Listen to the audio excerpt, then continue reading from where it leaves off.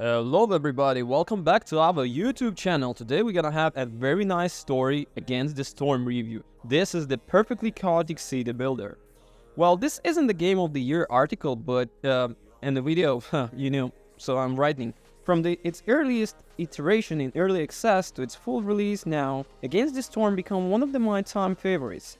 There are so many points where the concepts of roguelike city builder could wear out. It evades them all with the endless surprising deeps. It has become my first choice of what to play when I feel just like a playing game, and despite the time I've poured into it, I'm still without joyful frustration learning new things about it. The premise sees you establishing a series of settlements across the map. You attempt blasting as long as it takes each settlement to either become successful or the ominous scored queen to lose her patience and deem the settlement lost. You win a settlement when you have a certain number of reputation points, each point gained removing the impatience one, while impatience gains slowly over the time, and rapidly picked up when the settlers leave or die. Means you don't get struck in the settlement that just won't take. Either way, might tend to be resolved within an hour or two, just long enough for a single evening session.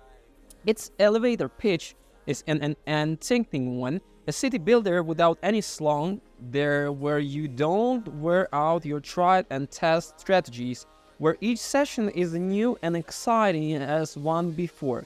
It's a delight to learn that Against the Storm is really all those things. But after spending the better part of the year, it feels almost deceptive to say this is what Against the Storm is.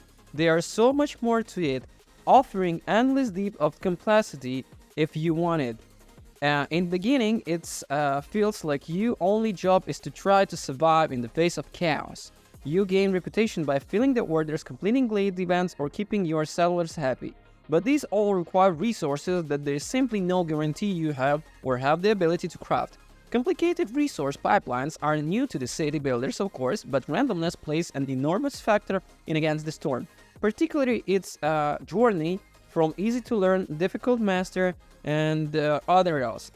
So, say I want to fill my settlers' leisure needs. I need alley and building to drink in it. I need the blueprint for that building, which will roll randomly from a pool of available blueprints. I might be able to play blue elite player trader if they're offering it, and if enough money or trade goods, but otherwise I need another building to manufacture it.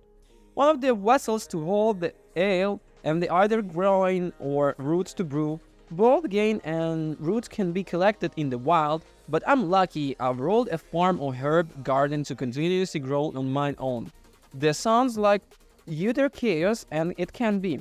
In a plenty of settlements, I might never feel this pipeline, or might have everything in a place to manufacture ale, but nowhere to drink it.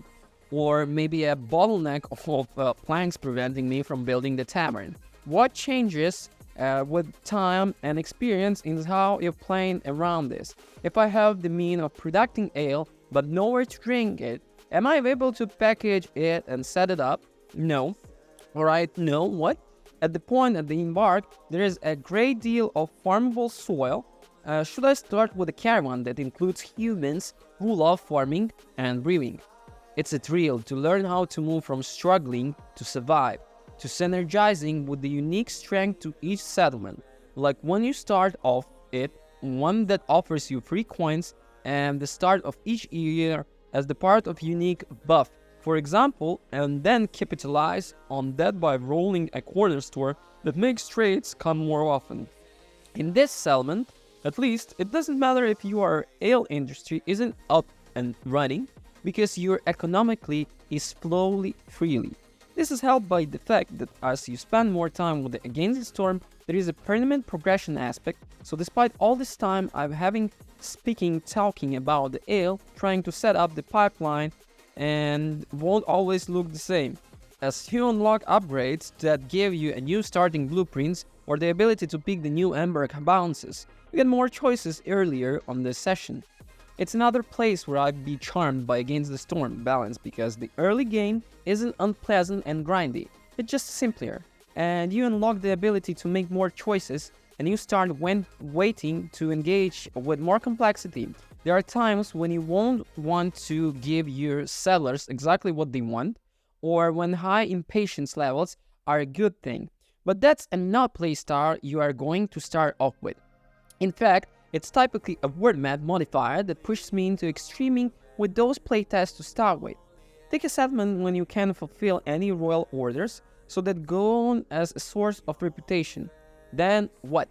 Well, I have to keep my settlers happy, first and foremost, but that can be awfully slowing going to start with. Meanwhile, the other source of reputation from the glade events, but unlocking glades also raises hostility, which it turns lower settlers unhappiest during the storms. I wasn't gaining any blueprints until I worked it out though, and finishing that challenge and others like left me with the skills to push into harder and harder and harder levels. This is because the same sense of progression of the game becoming more complex with experience is mimicked around and across the world map. Each settlement its own standalone thing, but as you get further from the Smoldering City and closer to closing a Broken Seal, your intent end goal, the minimum difficulty setting of the settlements rises, and the amount of resources you can embark with it widens.